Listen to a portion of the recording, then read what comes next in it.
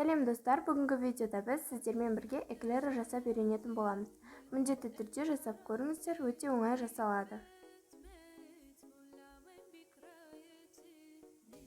Ең алдымен 250 мл суымызға шым-шым тұз салып, тұзы ерігенше араластырамыз. Араластырғаннан кейін осыған 100 грамм мөлшерінде сары май саламыз және май ерігенше суымызды араластырып тұрамыз. Араластырғаннан кейін үйліктен өткізілген 180 грамм ұнымызды осы массаға 2-ге бөліп саламыз. Және әрдайым араластырып отыруды ұмытпаңыздар. Жақсылап оны сіңгенше араластырасыздар.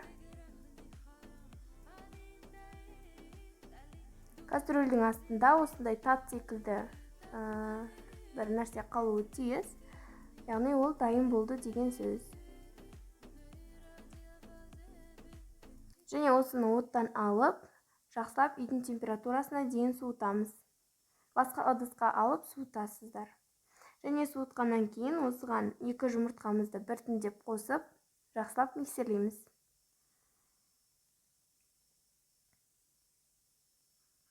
Жақсылап миксерлегеннен кейін ол қоюлы консистенцияға енеді.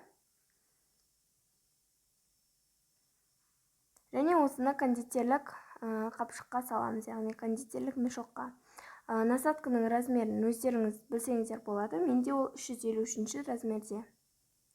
Осылайынан жақсылап насадкаға салып аламыз және пергамент қағазына немесе кәдімгі қағазға май жағып жасай берсеңіздер болады. Осылайынан жасап шығасыздар және осыны 180 градуста пісіресіздер, яғни 15-20 минут аралығында пісіресіздер.